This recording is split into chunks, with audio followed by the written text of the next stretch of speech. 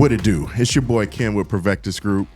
Continuing the AK-47 series, we're covering all the fundamentals and the basics, and we're covering all those things that we know that you're thinking about, especially if you're someone who has experience with an AR-15 and are now thinking about an AK-47. So we're covering that, and one of the big things that I just noticed and I felt like needed to be shared is not only do you need to be, looking at all the differences between AR and AK, but you actually need to be looking at the differences amongst the AK.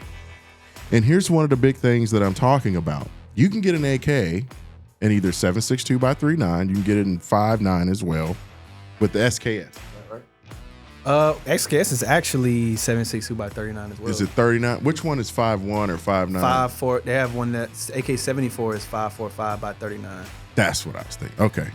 There was another round I was thinking about. Yeah. But when you're thinking about the world of AK, SKS stuff, you think 7.62 by 3.9. You do not think 5.56. When you hear 5.56, you think AR-15. I'm holding an AK-47. It's a 12.5. It's from Palmetto State Armory, and it's chambered in 5.56. This is big, especially for the people that are coming from AR-15s who already own 5.56 ammo. This is a thing. So what we want to do is just kind of discuss from a high level, what are the differences between 5.56 and 7.62, and what you can expect when diving down this rabbit hole and looking at it. I've got a special guest with me. His name is Ed with Gorillas in the Mist. You can find them all over social media. They're everywhere. These dudes, these are the hot boys of AK-47s. Their generation shouldn't even know what an AK-47 is, and they're killing it. Ed, welcome. Thank you for How y'all doing? It's Ed again with Gorillas in the Mist, back with another video on this AK series. Yeah, man. So let's hop into it. All right. 5.56 versus 7.62. Why did you pick 5.56 at first? Well, this is my very first rifle, Wasser 10 Romanian import, common rifle, 7.62 by 39, regular AKM, banana mag, 7.62 by 39. Recently, events around the world, Ukraine has caused the price of 7.62 by 39, which is on the more cheaper side of ammo compared to the rest of the calibers, to skyrocket in price. I'm talking about more than 62 grain, 5.56, more than the good stuff. So now, hang on now. So you're telling me that the 7.62 by 3.9, the old cheap steel raggedy, the stuff that you would buy just so you could go to the range to train, is now higher? And it makes perfect sense, but I just want to drive that home a little bit. Oh yeah. So that's that's crazy. Before all this, I mean, I wasn't into guns, back in the day when people were buying 1,000 rounds for $150. But yeah, those were the days. before all this Ukraine stuff, I was buying 1,000 rounds of 7.62 by 39 for like at the high end, like $300. 280, something like that. After the pandemic, a little bit more. I was paying maybe like 38 cents a round, 35 cents a round. But as soon as this stuff happened, these import laws, custom season, everything, prices skyrocketed up to like 70 cents a round for a cheap 7.62 by 39. Oh my gosh. But I wanted to keep shooting my AK, or I wanted to keep shooting AKs, so 5.56. So that's it. Yes, sir. And that's crazy you're saying that, because 5.56 is expensive. It's always been expensive. Always. And it's just, oh God, it's crazy now. But so let's talk about differences. Obviously, there's going to be a considerable size difference. We're talking about a 30 cal versus like a 22, basically. Huge difference in the caliber. So is there a huge difference in recoil? Yes, it is actually. Yes, it's not a huge difference. Depending on barrel length is a contributing factor. Sure. anything out of a shorter barrel, you're gonna get more recoil. But other than that, yeah, I mean 5.56 is gonna feel more smooth than 7.62 by 39. It's a bigger projectile coming out versus the 5.56. You know, it's smaller in diameter, less grainage out of the round. You have both over there? Huh? Yeah. You got both? Got both right here in You got front a of good me. close up of that, Jay? Good. And yeah, the 7.62 by 39 is you're gonna feel that more. You're gonna have more felt recoil out of a 7.62 by 39 rifle rather than shooting a 5.56 rifle. That's awesome. Well, so Jay, your boy Jay over here is like, yo, this is the flattest shooting AK. It's retarded crazy. Oh my gosh. He didn't mention it was 5.56. Oh yeah. When he said 7.62, or when he said it, I assumed 7.62 by 39. I saw the video and the rifle wasn't moving, but I know 7.62. It's got a thump on it. You know what I mean? Like it ain't crazy recoil, but it's got a thump on it. You know, the bolt cycles differently off of 7.62 by 39 versus 5.56. You know, so yeah, that could be a difference. But I need people to understand this. When you have a heavy rifle or heavy gun in general, it sucks to carry and it sucks to hold up, but it's amazing to shoot because generally your heavier rifle, your heavier firearm is going to absorb way more recoil. So what's left, the little bit of perceived recoil that you got left is nothing. And that's what I saw in this video. So now, I mean, this weighs easily twice what a AR-15 is probably weighing. You know, this is easily 15 pounds and above, or 12 pounds and above. You know, I'd say your average AR-15 is around 7 pounds or so. When you start hanging all the other stuff off the end, you know, for night vision, all that stuff, you easily get 8 to 10 pounds. This is heavier than that, and so that makes sense. So you're going to have a huge advantage. What does that equate to? You know, a gun that's heavy with rounds that are not producing a lot of recoil. What it means is that once you acquire the target, you start pressing your shots, it's going to be so much easier to stay on target. In fact, it could be to where you don't really have to move at all.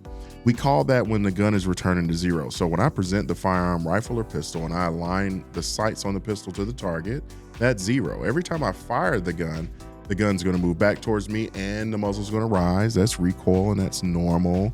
But a really well-built gun is going to return right back to where you started. It's going to return to zero.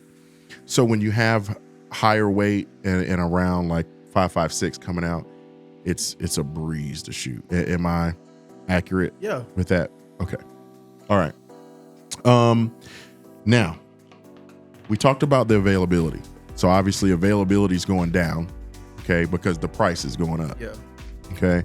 So price is doubled, tripled, depending on where you are. Okay. So right now, 5.56 is the advantage. And most definitely. And maybe how long is the war gonna last? A couple years? And we don't know. Well, what happens? What happened after COVID? Prices skyrocketed, right? That's After true. COVID was over and the shit was still high.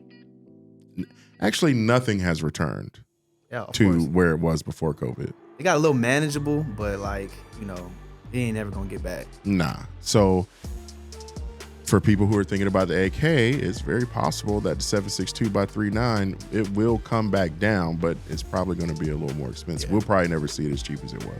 Well, Palmetto is about to release their Palmetto / AAC. They're about to release their. So you know that, right, y'all? I don't know if the world's heard that. AAC, owned by Palmetto State.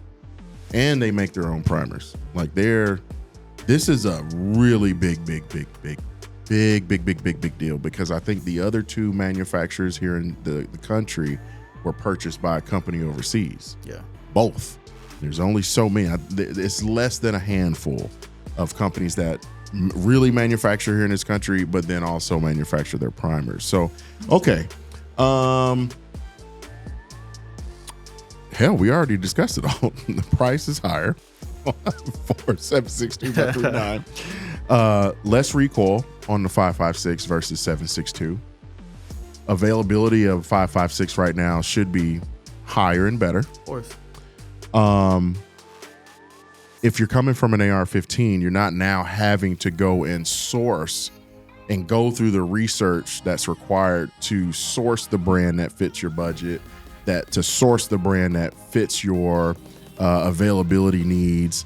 It's in order to find the ammo that I want to use, sometimes it can take a little bit, especially for the people who like to shop for ammo online. I'm usually the person that just grabs whatever's in the store, right? But this kind of stuff is important. And what am I missing?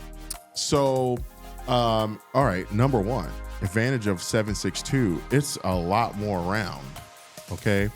Generally moving a little bit slower, but 7.62 and 30 cal, that's a lot of round. A lot of technical people don't like using the word stopping power, but the people that are purchasing these things use words like stopping power. So to keep it simple, a 30 cal 7.62 by 3.9 is gonna feel like or have a little bit more stopping power than your 5.56. Generally, a 5.56, it's moving so fast, but it's just a 22.